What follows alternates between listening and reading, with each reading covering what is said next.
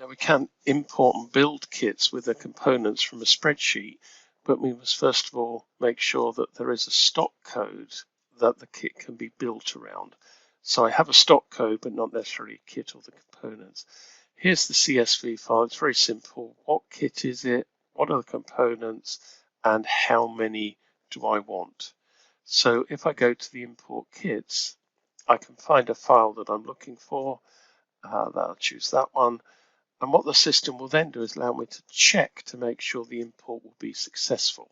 So I've got a stock code that I can build the kit around, and the components are both valid as well. So if I then choose the import function and import and build that kit, if I then check the templates list, you can see that that kit is there. That's the one I want. And if I amend that kit, you can see that there are the components that have been brought in using the file import. You can also use this to amend kits as well.